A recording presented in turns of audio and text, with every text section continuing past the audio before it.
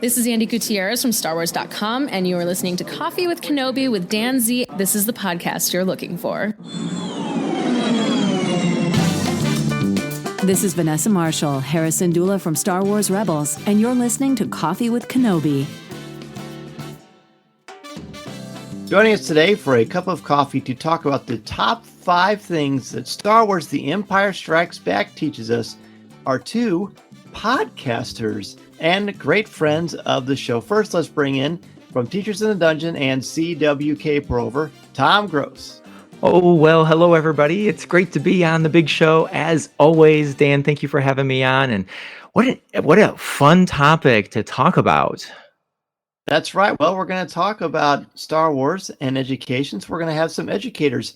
Our other guest is a burgeoning educator going back to school to be a teacher. We're very excited for him. He is also the host of the brand new sensational Colby Cast, Mr. Colby Mead. Hi, Dan. Thanks for having me on the show. And when you told me about the subject, I thought, this will be easy. Empire Strikes Back, teachable moments. Not so much.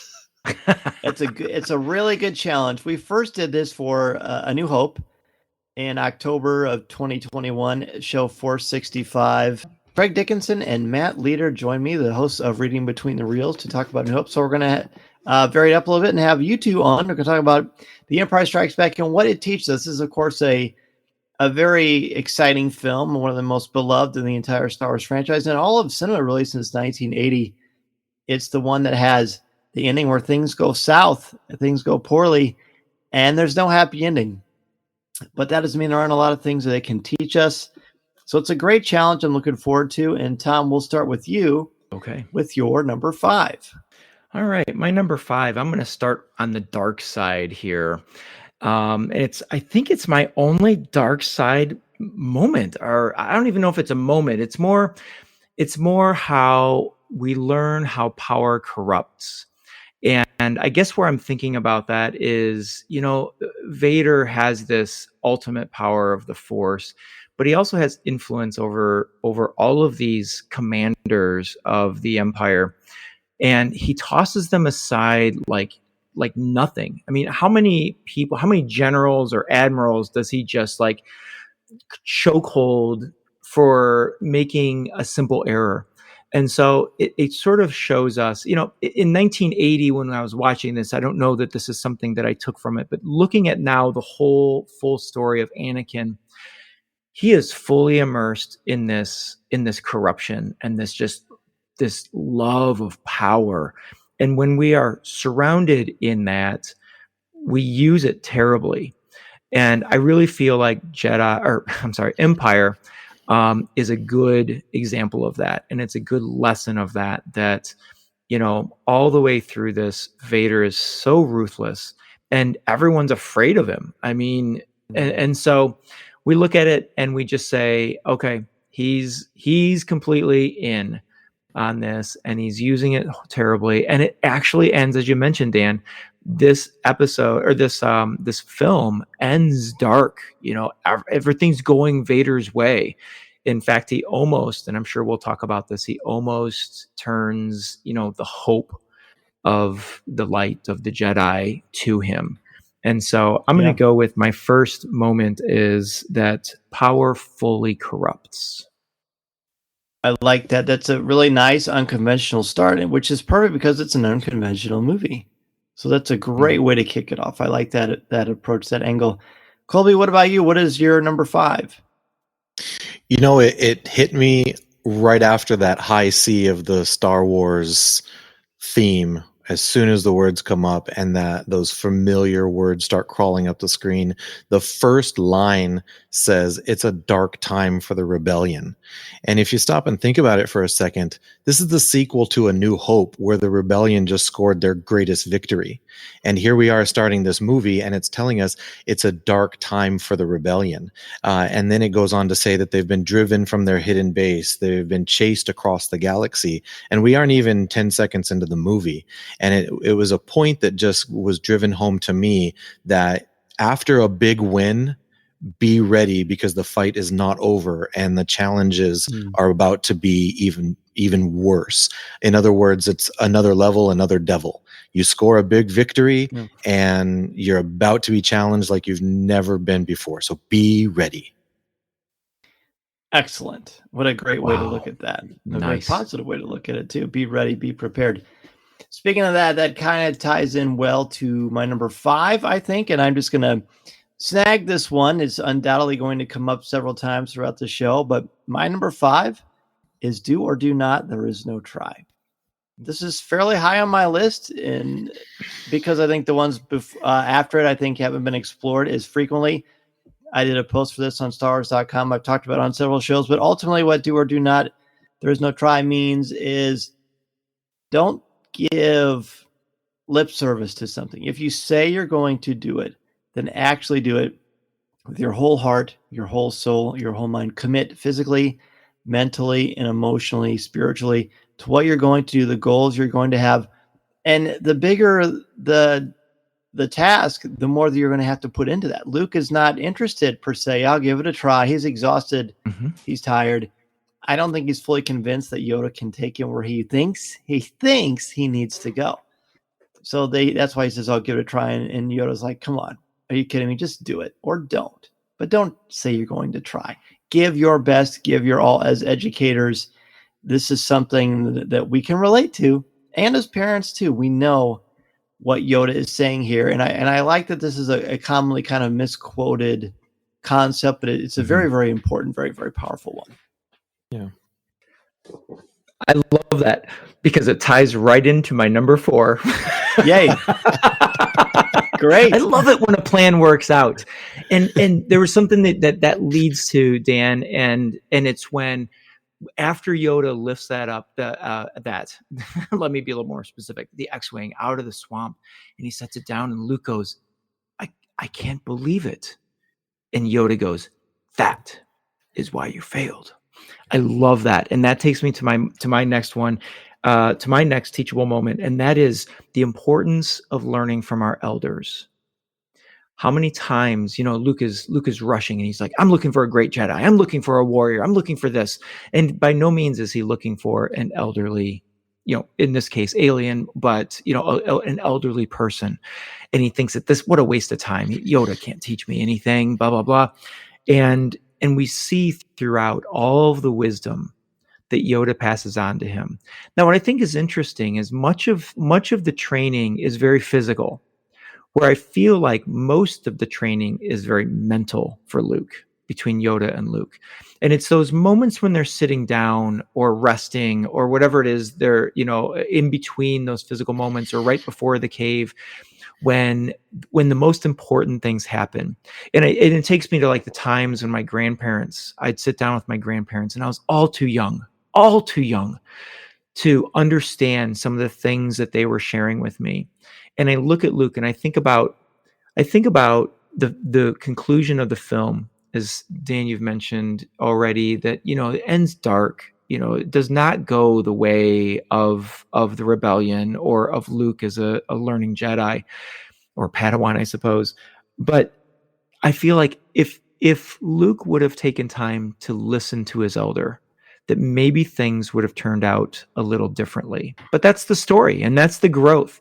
And so the lesson I take from that, and that I like to pass on, is that, and of course, becoming an elder in my years, I feel like it's important to listen to me. No, I'm just kidding. But I do believe that a lesson to learn here is it is important to learn from the elders. Excellent. And you're not elder, but we will listen to you because you're wise. Yeah. Well, I try. Well, see my number 5 for that one. Don't try. All right, Colby, what's your number 4? Well, this is working out wonderfully, gentlemen, because I am taking the opposite look at that dynamic that Tom just talked about. And Good. The moment that I'm talking about is when Obi-Wan and Yoda are trying desperately to prevent Luke from leaving. Luke has had this vision. He loves his friends. He wants to go off and save them. And Obi-Wan and Yoda are throwing everything they can at him to try to get him to stay. And the lesson that I saw the most recent time I watched the movie, I looked at it from Obi-Wan and Yoda's perspective, and I thought to myself, they need to trust him. They need to trust Luke in this situation. They are sitting there in their old frame of mind. And let me preface this with saying, I love Obi-Wan Kenobi. I love Yoda. Today, as I sit in front of you guys right now, Obi-Wan's my number one favorite Star Wars character. Ask me tomorrow, could be Ahsoka, could be Luke, could be. But right now, Obi-Wan Kenobi, love him. I hold him in high esteem. But when I most recently watched the movie, I saw these characters in the fullness of the character. All of the Clone Wars, all of episode 1 and 2 and 3 were embodied by them in this scene. And I just saw that dogmatic approach of the Jedi that was ultimately their downfall. Don't do what you're doing, Luke. It's different and it's new and it's not the way to go. They didn't trust him. And we know, we have the benefit of knowing, because we've seen them all, that his way actually was the right way. Going after his friends because he loved them ultimately led him down the path of redeeming Darth Vader, because he left that situation, because he didn't finish his training. So my angle was, as mentors, teachers, as parents, or as coaches, we do need to trust our students. We need to trust they're not always going to get things right, and that's okay. But we need to trust the process and have the faith that their failure will teach them too. Like Yoda talks to Luke about in The Last Jedi. Because ultimately the love that Luke Skywalker had for his friends ended up being the right thing. It led him down the right path, and Obi-Wan and Yoda couldn't see it because they just didn't have that trust in him quite yet. Well said. Nice. Well, great perspectives as always. And and as you listening to the show, if you think of these, be sure to include yours in the CW Cafe. If there's anything that we don't bring up, or point you want to make to reiterate what we said, or just kind of go in a different direction. We like that so much. This one, my number 4 is, don't judge people by their appearance. Of course, a lot of this is going to tie into Yoda scenes, because there's a lot of incredibly powerful, teachable moments in the scenes with the great teacher of Star Wars, Yoda, and then Luke Skywalker, who is, by all accounts, kind of a very mediocre teacher, but I think that's okay. We'll explore that in other shows, but we talked about it in the Book of Boba Fett a little bit. But for this, famous line, in fact, Colby's wearing the shirt right now, judge me by my size, do you? Right? Mm-hmm. And he says as well, you should not, for my ally is the Force.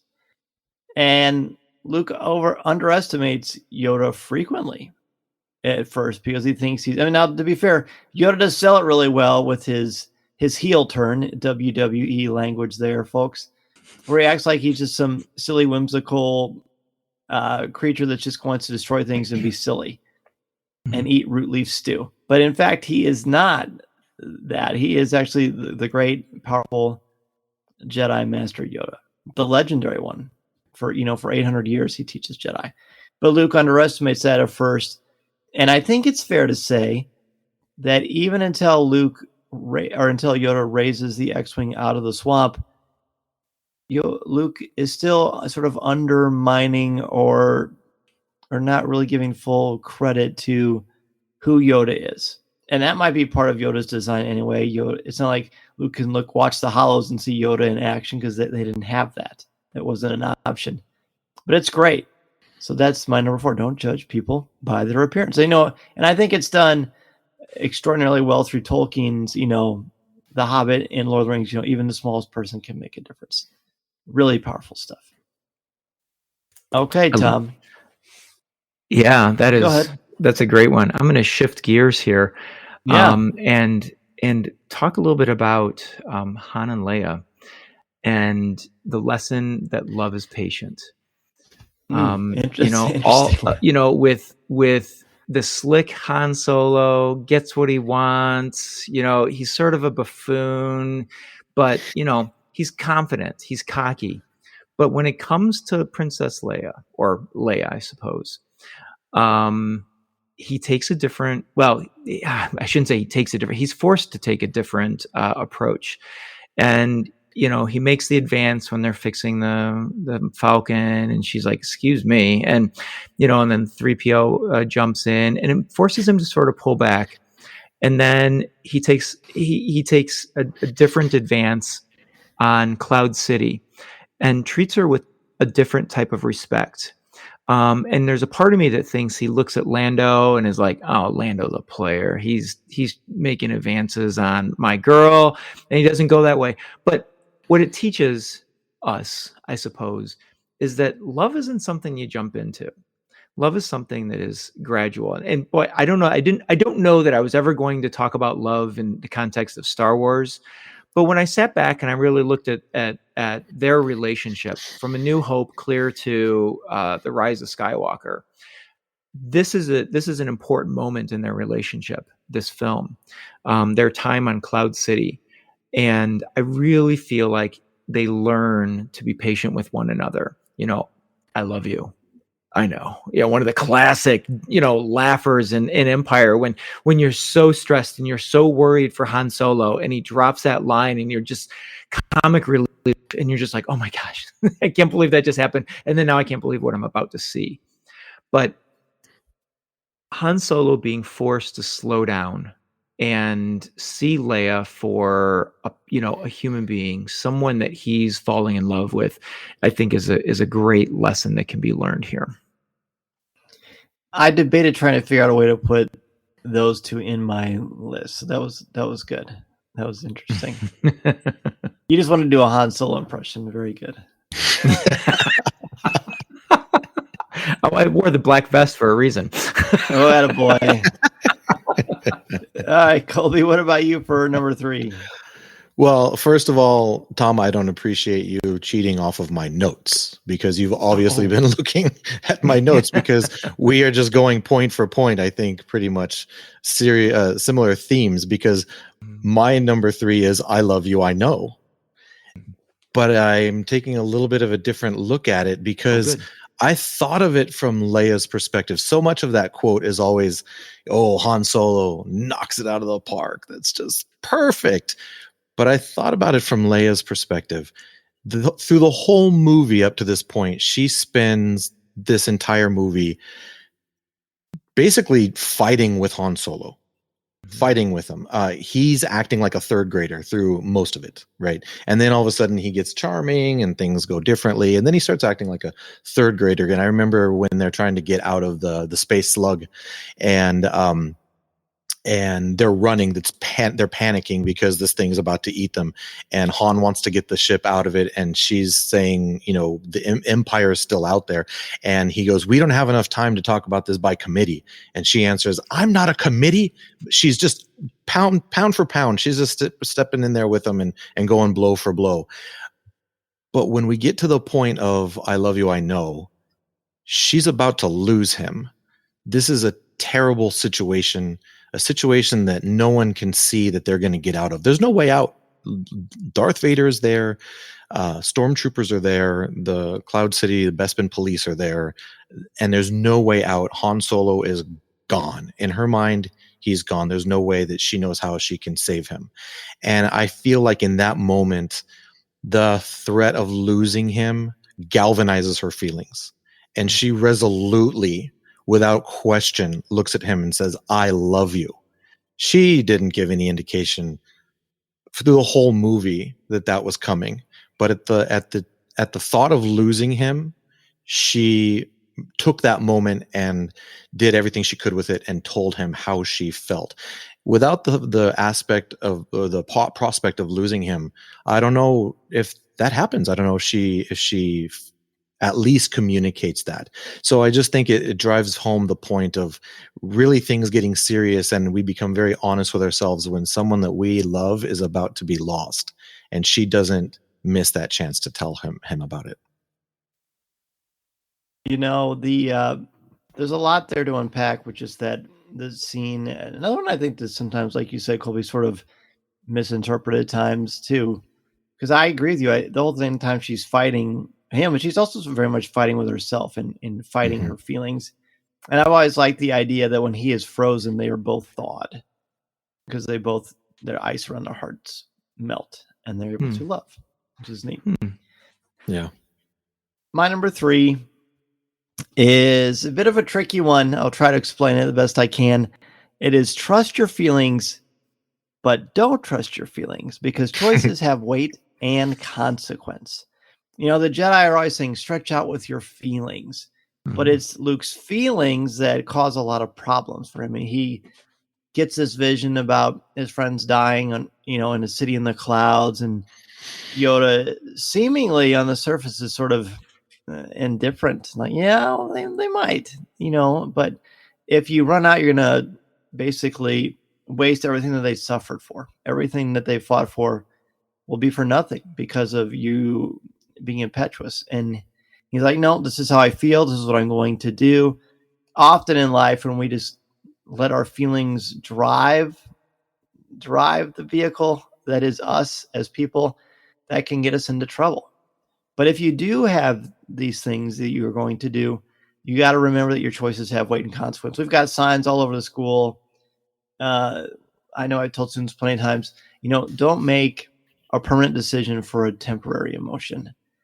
And that, in a way, is sort of what Luke does, isn't it? Now, you can't really blame him, let's be honest. If we had a feeling our family and friends were suffering and we thought we could do something about it and we could move rocks with our minds and flip around and wield lightsabers, we would probably feel pretty brash. And a lot of that's the impetuous tenacity of youth also.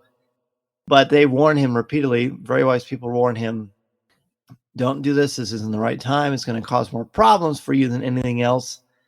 And it does. I mean, I think you could even argue, would Han Solo be necessarily frozen if Luke wasn't on his way? He wanted to test it. We're going to test it on Han Solo. Now, it's not Luke's fault. It's Vader's fault.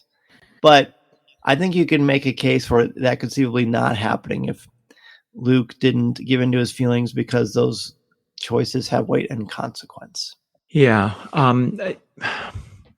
You really spoke some things there that have been on my mind about just about the patience and whatnot. I like that point about, would Han have been frozen without Luke being on his way? I've thought about that a lot. And I think that's what I meant when I was talking about, if Luke would have sat tight and completed his training with Yoda, I mean, obviously bad things would have happened to Luke and Leia and Chewbacca and the crew. Vader probably would have taken them or held them hostage. Who knows? I mean, who knows? Or maybe even killed them. Yeah, I mean, it maybe worse would have happened. So many different ways to go with that. But I'm really appreciating this conversation because when preparing for this, it made me think of The Empire Strikes Back in whole different ways. I was trying to deconstruct what I know about the film, and you guys are really giving me a lot to think about. And so hope everybody else is enjoying it as much as I am. So shall I jump into number 2? I'll tell you what, let's take a quick break. When we come back, we'll give our top 2 things that The Empire Strikes Back teaches us. This is Coffee with Kenobi. This is Vanessa Marshall, and you're listening to Coffee with Kenobi.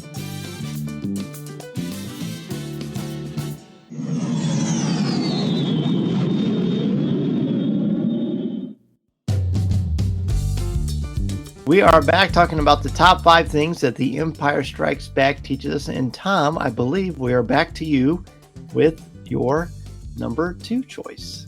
My second choice, not my second choice, my number 2 choice is goes back to my 3 was love is patient. My number 2 also has patience involved with it, and that is that learning requires patience. And again, I go back to Luke on Dagobah with Yoda. He is so impatient. He wants to, and I said this already earlier, so it kind of ties into learning from our elders, but there's more of a focus on Luke and his impatience. Wants to know where the Jedi Master is. Then I can learn. I've done this, all that. And he has that argument and he bickers and he bumps his head inside Yoda's hut. And then you go to the cave. And I'm not sure. You have to help me out on this one, because Dan, you've done the essay and you've done the really deep thinking on the cave. But when Yoda says weapons you will not need, or whatever the quote is, Luke puts it back on, like it takes his belt and sort of scoffs and puts the belt back on. And I'm never sure if that is impatience or if it's fear, or maybe it's a little bit of all of that. But I feel like, when he goes into the cave, the results of the cave are his impatience and not taking time to really fully consider. He's rushing through it. And so who does he see? He sees himself. He's his own enemy. And I don't know. I'm going to stop talking there because I want to hear what you have to say about that. But to me, that all ties into the lesson of you can't just learn this, whatever it is, overnight. It takes the learning, it takes the practice, it takes the mastery, and then you can do. What are your thoughts on that? I mean, that's a great point, because a lot of learning, growing pains are difficult. That's often you will see some students that it's easier just to give up and then to suffer and to fall down and have to pick yourself up again and feel like you don't understand how to do something. So that's a very human aspect of this, for sure. The other parts, ironically, you may have to exercise a little Jedi patience, because it might come back to one of my remaining two on my list. Oh, I am willing to hold. I am willing to wait. I will not leave and try to rescue my friends. I'm going to wait for this one. Oh, look at that. Outstanding. Colby, what's your second one? Number 2. Before I get to my number 2, I also would add to Luke taking those weapons into the cave as disbelief. He straight out does not believe Yoda. Yoda tells him, "You're not going to need those." He puts them on anyway, and he walks in. So that's definitely a part of his learning curve too, right? The learning to believe his elder or his teacher. Kids my number never think they know more than their teachers or parents. What do you mean?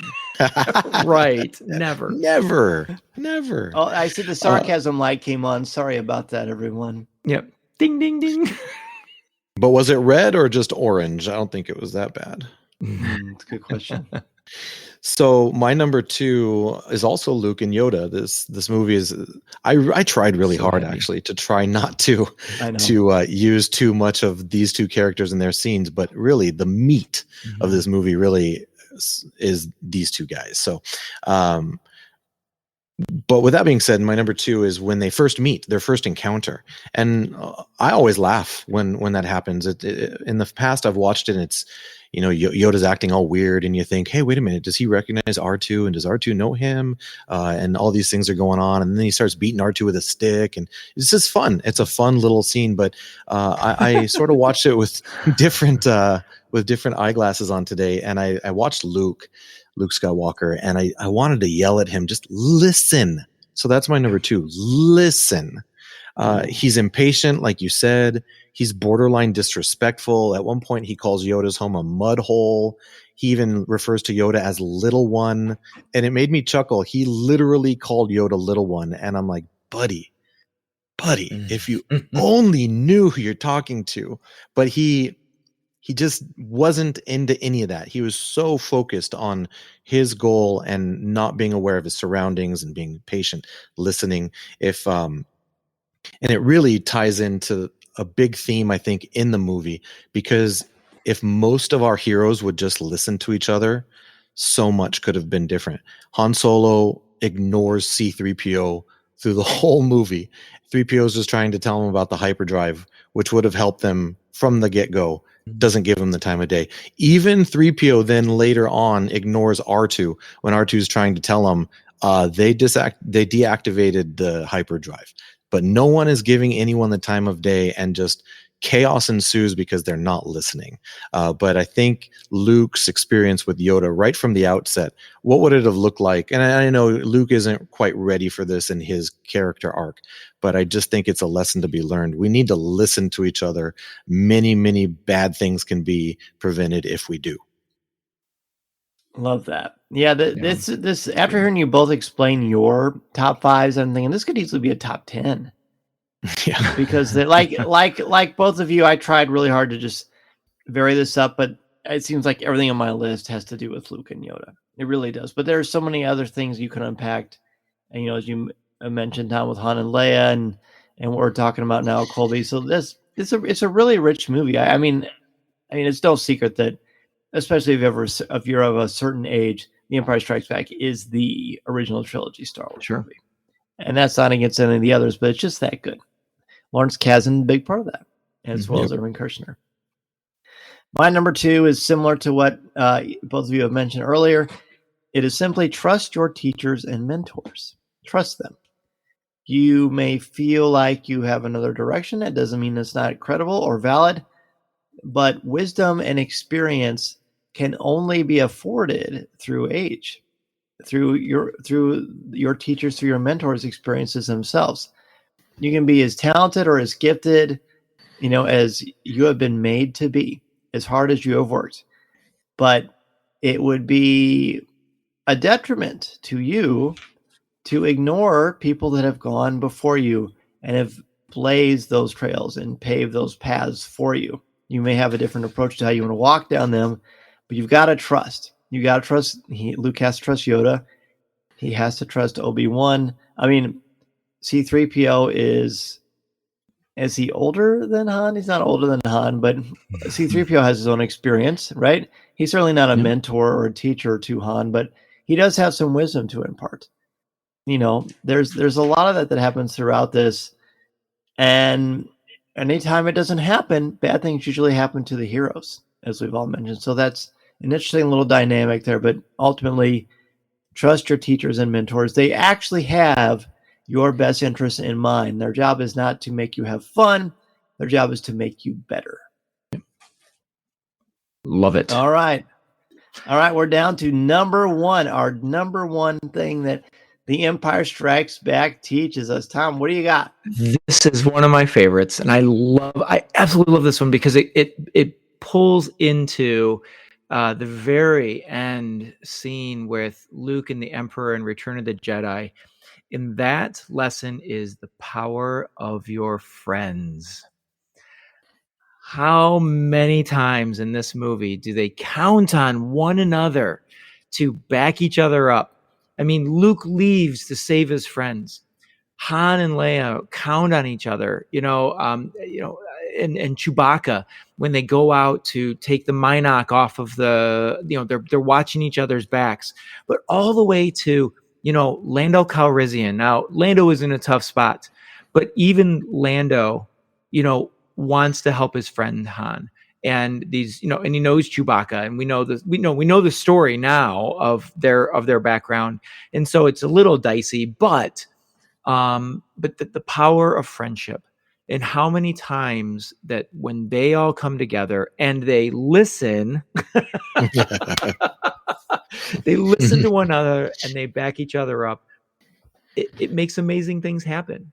And that, in extending this beyond just The Empire Strikes Back, the power of friendship can even be more powerful than a mechanical army or an army that is, led by some terrible person like Darth Vader, or even more powerful than, the dark side of the Force, and just the unpredictability of the power of friendship. And that's one of the things that I love throughout all of Star Wars. But The Empire Strikes Back was the first time when I looked at that and I was like, these guys are friends. I mean, think about the last scene when they're standing on the medical frigate and the Falcon is taking off and Luke and Leia are there, and it's the friends, and they've got a plan and they're going forward with it. And you just, even though they lose at the end of Empire Strikes Back, there's still hope. And that hope is put 100% in friends counting on one another. I just love that so much. That's so great. And, it's that whole thing about found family, right? That Star Wars is so good about doing that. That is a perfect capstone, Mr. Gross. Thank you. You bet. Colby, what about you? What did you find is the number 1 thing that the Empire Strikes Back teaches us? Well, I got to tell you, the power of friendship was on the list, and I had to get rid of something. And that was one of the things that didn't make it. So, like I said in the beginning of the show, when I said, this will be easy. Yeah, it's easy because it gives you so much material to work with.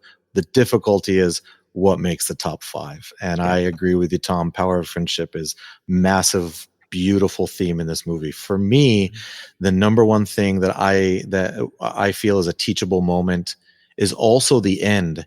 And it's when Luke is laying in his hospital gurney and they're testing his hand, and you see the inside of his wrist and he's moving. And I always thought it was so cool when I was a kid. Just how does that work? It looks so real, and it's just clicking back and forth. And it occurred to me, he started this movie in a hospital gurney. He's ending the movie in a hospital gurney. He got beat up by the Wampa. Han went out there in an act of friendship, going and saving him in the cold. And that's how we started out the movie with him. And here we are at the end. He's back being sewn up, patched up, by some droid. And the idea that I got was keep moving forward. Every single one of our heroes in this movie is decimated in one way or the other. We've talked about it. It's not new about The Empire Strikes Back. Us as fans are gutted because our heroes are just in such a low place. But Luke is healed. Leia is there by his side. They're literally talking about, don't worry, we're going to find Han. The plan is already in motion. Chewie and Lando are in the Falcon. They're disengaging and they're off. This was who knows how long after Luke Skywalker was hanging, his hand missing off of the bottom of Cloud City, having just gotten the worst news he could have ever gotten, that the most evil character in the story was his father. But these guys don't let it keep them where they are. They get knocked down. They did not stay there. They're moving forward. And I just think that is, I know so many of us look at Empire Strikes Back as just being such a difficult story to swallow because of where our heroes are left. But I find such optimism and hope in that last scene when Luke gets off of that bed and walks over with Leia and they're staring out at that beautiful solar system. Lando and Chewie are off looking for Han, and the plan continues to move forward. They don't let it stop. And, to quote Rocky, life's going to hit you hard, but you got to get back up. And they do this. And I think it's a beautiful, beautiful moment. It is a beautiful moment. And I'm sure you both saw that on Mark Hamill's Instagram recently. He talked about how they shot that scene weeks after I think they had wrapped, because they wanted to add a little bit of hope and optimism at the end of this and not completely take the wind out of all of our sails. And obviously it worked. So very cool. That's a great one, Colby. Cool. My top one, The Empire Strikes Back teaches us, is only what you take with you. This is, you had mentioned earlier, Tom, this thing about the belt. So in that sequence, I sense cold, death, the dark side. Yoda says, you sense the dark side. What's in there? And Yoda says, only what you take with you. Your weapons, you will not need them. So Luke looks at Yoda and then looks back at the cave, and he just has this hunch that he's going to need protection. So he puts his belt on, he walks into the cave, and then what does he find? He finds chaos, confusion, an uncertain literal and figurative future, and death in the form of Darth Vader, who, when he cuts into Vader's helmet, it explodes, and ultimately realizes, whoa, wait, that's me. That's me. So what does that mean? To me, and this is to me, what this sequence means is we are the authors of our own book. You self-actualize, you put into the world certain things, and they come back to you. If you go into a situation looking for a confrontation, looking to be disappointed, looking to have an argument, then guess what? The odds are pretty high that that's what's going to happen. And that is what happens to Luke. I am convinced that if he walked in there without any lightsaber, without a blaster, Vader would not be waiting for him. The dark side feeds on your fears, your anxieties, your insecurities, and modifies and enhances them to such a degree that in some ways you make it come to fruition. And I think that is what happens there.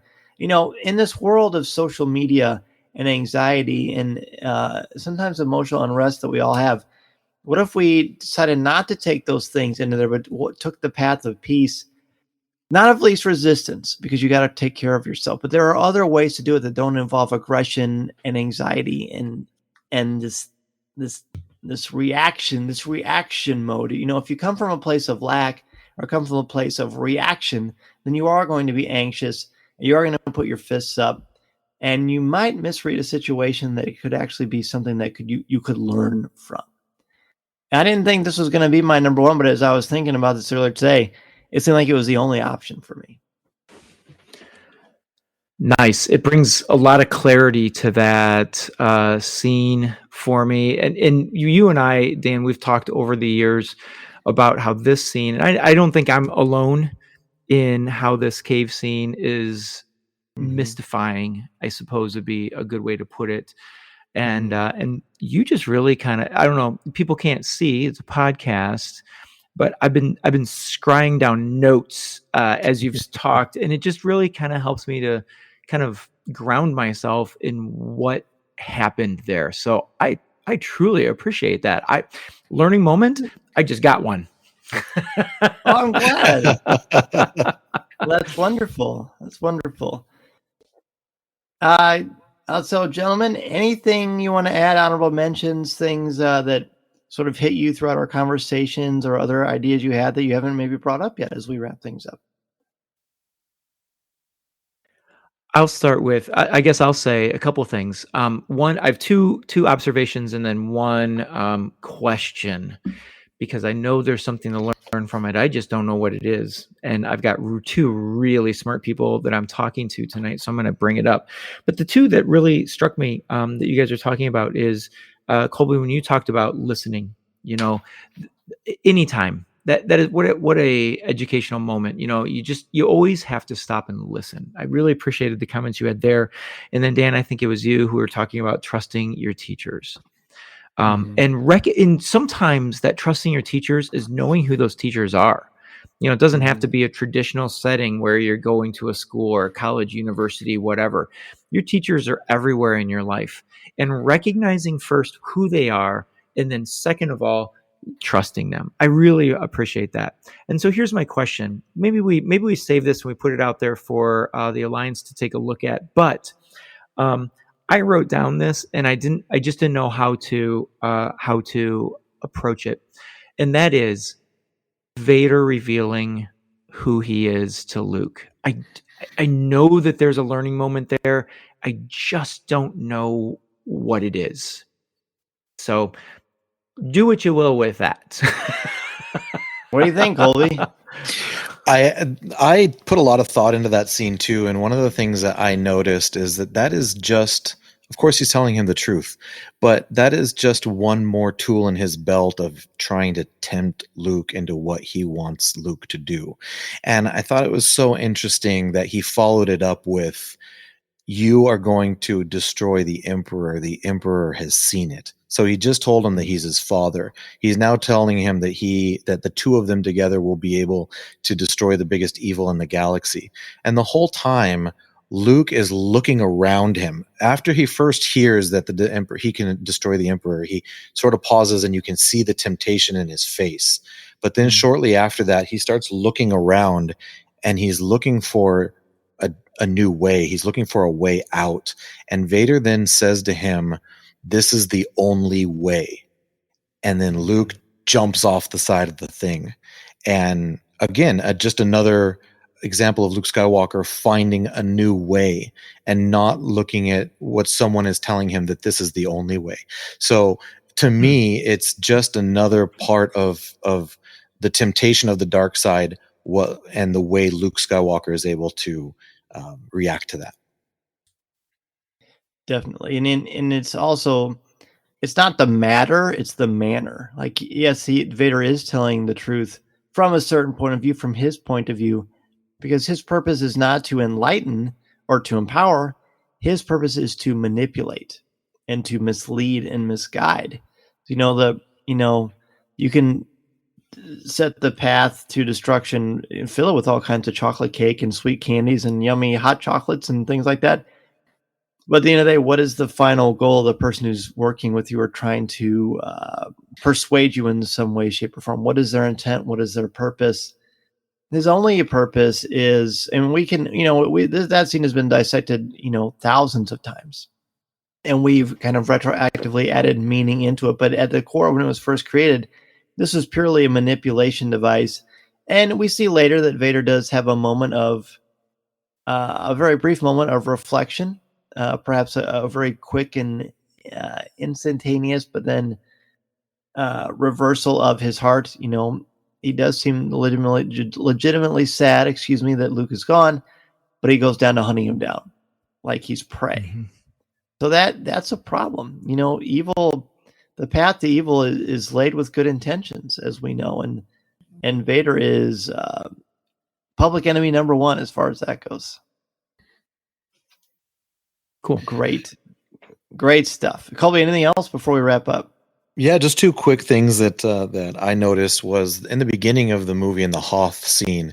Wow, it's just really, it does a really good job of illustrating the brutality of war. So here we are looking at the space fantasy. It's called Star Wars, but boy, they do a good job of putting a face on the people that are sacrificing their lives in this. We hear Luke talking to Dak as he's getting into the vessel to go out and fight the AT-ATs, and next thing we know, Dak's gone. They put a name on him. They gave him a face. We get a couple of seconds with him. Earlier in the movie, Rogue 2 is going out and he finds Han and Luke. And then later on, we see him flying next to Luke and we get a dramatic scene of his death. And the beginning, the whole movie really is brutal in a lot of aspects. And I think it does a very good job of really highlighting the fact that war is ugly. We don't want this. We don't want this conflict, and we shouldn't want it. The other thing that that was on my list was faith, and specifically when Yoda says to Luke that my ally is the Force, and a powerful ally it is. You can't see the Force. You can't touch the Force. You can learn about the Force, and you can choose to believe in the Force. And Yoda is telling Luke that Force is his ally, and he knows that it's fact. It's it goes beyond belief. Yoda knows it's fact, and his faith in that Force is based on fact. And I think that that's an important and beautiful lesson to be learned. It is. This is a really rich movie for a lot of reasons we've mentioned and others we haven't even considered. So please let us know in the CWK Cafe what you think are some of the most important learning moments in The Empire Strikes Back. And for more insightful and entertaining conversation, you have Tom and Corey's podcast. So Tom, let us know about Teachers in the Dungeon, where they can find it and where they can find you. Oh, absolutely. Teachers in the Dungeon is, you can find our show on Anchor, iTunes, Apple Podcasts, Google Podcasts, just about any place you go. You just put in Teachers in the Dungeon, and I believe you will find us. On social media, on Twitter, we are at Dungeon Teachers, and then Instagram and Facebook, Teachers in the Dungeon. Me personally, catch me on Twitter at Draftline, DRAFTLINE. And Colby, the Colby Cast had a really exciting debut. I was very fortunate enough to be on the first episode, and I know that some other members of the Coffee with Kenobi family are going to be on future episodes as well. Please let us know where they can find that and where they can get in touch with you. Yep, the Colby Cast. We're up and running. We're having fun. I'm really, really excited about it. So you can find us in all the same places that Tom just mentioned: Anchor FM, Apple Podcasts, Google Podcasts. Just probably the best place to find me right now is on Twitter at the Colby Cast. Also on Instagram at the Colby Cast. It's all spelled out just like you would think it would be. And I am going to make sure that all the links are out there for everybody to be able to listen. Thank you so much for taking the time to tell everybody about it. As far as for me, you can find my personal Twitter and Instagram at crosschecked3. Crosschecked3. CROSSCHECKED3. Number 3. So you got a personal Twitter account that's related to cycling and one that's related to hockey. I love it. All right. Well, hey, guys, thanks again so much for joining me on Coffee with Kenobi. This podcast is not endorsed by the Walt Disney Company or Lucasfilm Limited. It is intended for entertainment and informational purposes only. The official Star Wars website can be found at www.starwars.com. Star Wars, all names, sounds, and any other Star Wars related items are registered trademarks and or copyrights of Disney and their respective trademark and copyright holders. All original content of this podcast is the intellectual property of Coffee with Kenobi unless otherwise indicated. This is the podcast you're looking for.